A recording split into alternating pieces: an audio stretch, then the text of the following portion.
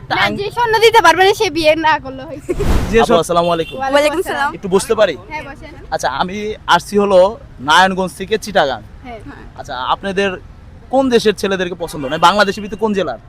আমি চট্টগ্রামের এই ছেলে। হ্যাঁ, চট্টগ্রাম। আচ্ছা, একটা ছেলের কত টাকা স্যালারি হলে আপনারা মনে করেন যে বিয়ে করবেন? হাইস্ট 40 অথবা 30। 40 অথবা 30। বাহ, চট্টগ্রামের মেয়েরা 30 বা 40-এ বিয়ে করবে। আমাদের ঢাকার মেয়েদের মার্জিন কিন্তু 1 লাখের উপরে। সমস্যা নাই। সমস্যা নাই। তাহলে এখন তো স্বর্ণের দাম অনেক। এই ক্ষেত্রে আপনার বিয়ের সময় একটা ছেলের কাছে কয় ভরি স্বর্ণ চান?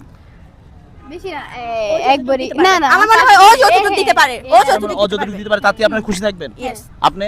ফ্যামিলির জন্য ধরেন আমি বলবো কি আমার মতো মানে ওর ইচ্ছা মতো দিবে, কিন্তু ফ্যামিলি গত হইলে 5। কিন্তু আপনাদের কথা মানে স্বর্ণ লাগবে, স্বর্ণ ছাড়া বিয়ে করা যাবে না?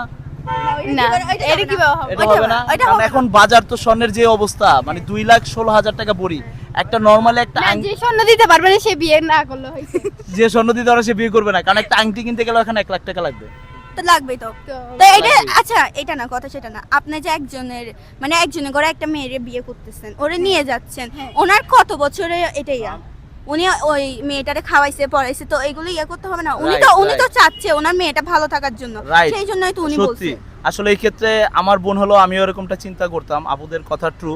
আর আপুদের সবচেয়ে বেশি ভালো লাগছে তারা 30-40 হাজারের ভিতরে স্যালারি হলেই তারা ছেলেকে বিয়ে করতে রাজি। আচ্ছা, এইখানে তো অনেক ছেলে আছে, এখান থেকে কেউ যদি 30-40 হাজার টাকা বেতন হয়, কাউকে বিয়ে করবেন?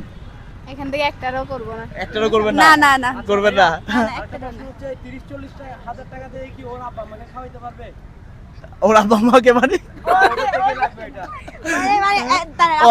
আপনার প্রশ্নটা আমি বুঝছি, আপনি বলতে চাইছেন মানে শ্বশুর ভাইয়া শাশুড়িকে। বলতেছে যে হ্যাঁ, 30-40 শ্বশুর হাজার টাকা বেতন দিতে পারবে। অবশ্যই খাওয়াইতে কেন পারবো না, যদি চলার মতো হয়। হ্যাঁ, আমি মনে অবশ্যই। করি 30,000 লাগবে না, 10,000 কাম হয়ে যাবে। 10,000 হয়ে যাবে। বা সবাই হাতে তালি। বলছে।